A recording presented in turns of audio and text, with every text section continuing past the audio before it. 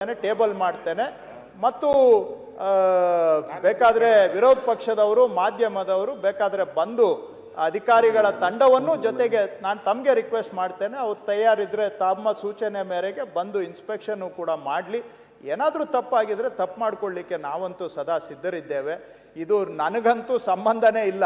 ಯಾವುದೋ ನಮ್ಮ ಪೂರ್ವಜರ ಕಾಲದಲ್ಲಿ ಅವ್ರು ಖರೀದಿ ಮಾಡಿ ಬಂದಿರುವಂಥ ಜಮೀನುಗಳು, ಅದನ್ನು ತೊಗೊಂಡು ಬಂದು ಇವ್ರ ಮೇಲೆ ಏನೂ ಸಿಗಲಿಲ್ಲ, ಏನೋ ಒಂದಷ್ಟು ಇವರು ಏನು ನಮ್ಮ BJP ಸ್ನೇಹಿತರು ಮೊನ್ನೆ ಮೀಟಿಂಗ್ ಮಾಡಿ ಡಿಸೈಡ್ ಮಾಡಿದ್ದಾರೆ ಇವ್ರನ್ನ ಟಾರ್ಗೆಟ್ ಮಾಡಬೇಕು ಅಂತ.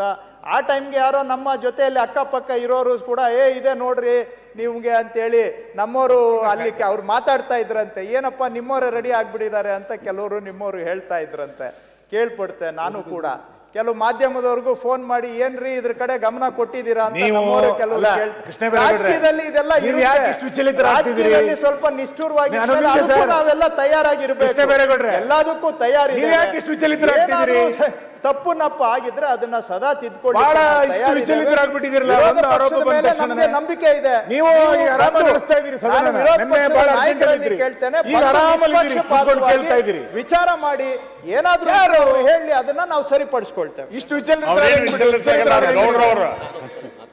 ಸನ್ಮಾನ್ಯ ಅಧ್ಯಕ್ಷರೇ, ಕೃಷ್ಣ ಬೈರೇಗೌಡರು ಈಗಾಗಲೇ ಮಾತಾಡಿದ್ದಾರೆ. ನಮಗೇನು ದಾಖಲೆಗಳು ಕೊಟ್ಟಿಲ್ಲ, ಅವ್ರ ದಾಖಲೆಗಳೆಲ್ಲ ಹೇಳಿದ್ದಾರೆ. ಅವ್ರಿಗೆ ಯಾಕೆ ಬಂತು ಅಂತ ಹೇಳಿದ್ದಾರೆ. ಓಕೆ, ಇಲ್ಲಿ ಆರೋಪ ಬಂದಿರತಕ್ಕಂಥದ್ದು ಕೃಷ್ಣ ವಿರುದ್ಧ ಭೂ ಕಬಳಿಕೆ ಆರೋಪ. ನನಗೂ ಗೊತ್ತಿರಲಿಲ್ಲ. ನಾನು ಬೆಳಗ್ಗೆ ಎದ್ದು ಪ್ರಜಾವಾಣಿ ನೋಡಿದಾಗ ಫ್ರಂಟ್ ಪೇಜಲ್ಲಿ ಬಂದ್ಬಿಟ್ಟಿತ್ತು. ಅದರಲ್ಲಿ ಕ್ಲಿಯರ್ ಆಗಿ ನಮ್ಮ ತಮ್ಮೇಶ್ ಗೌಡ, ರವಿಕುಮಾರು ಈ ಥರದವರು ಆಪಾದನೆಯನ್ನು ಮಾಡಿದ್ದಾರೆ. ಈ ಕೃಷ್ಣ ಅವರು ಒಪ್ಕೊಂಡಿದ್ದಾರೆ.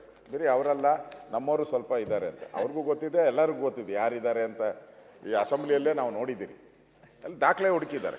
ಇಲ್ಲಿ ನಮಗೆ ಭಾಳ ಇಂಪಾರ್ಟೆಂಟಾಗಿ ನಾವು ಕೇಳೋ ಅಂಥದ್ದು, ಇಲ್ಲಿ ಅವ್ರು ಹೇಳಿರೋ ಪ್ರಕಾರ ಇದು ಜೋಡಿ ಗ್ರಾಮ ಅಂತ ಒಂದು ಕಡೆ ಹೇಳಿದ್ದಾರೆ, ಇನ್ನೊಂದು ಕಡೆ ಇನಾಮ್ತಿಯಿಂದ ಬಂದಿದೆ ಅಂತ ಹೇಳ್ತಾರೆ, ಇನ್ನೊಂದು ಕಡೆ ಮೈಸೂರು ಮಹಾರಾಜರ ಒಂದು ಪ್ರಾಪರ್ಟಿಯಿಂದ ಇದಾಗಿದೆ ಅಂತ ಹೇಳಿದ್ದಾರೆ.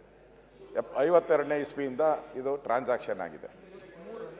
ಇದರಲ್ಲಿ ಆಪಾದನೆ ಬರ್ತಾ ಇರೋವಂಥದ್ದು ಒಂದು ಸರ್ವೆ ನಂಬರ್ 47, ಅದರಲ್ಲಿ ಇದು ಸ್ಮಶಾನ ಅಂತ ಇದೆ ಪಾಣಿಯಲ್ಲಿ. ಸರ್ವೆ ನಂಬರ್ 47ರಲ್ಲಿ ಸ್ಮಶಾನ ಅಂತ ಇದೆ ಅಂತ ಆಪಾದನೆ ಬಂದಿದೆ. ಪಾಣಿಯಲ್ಲ.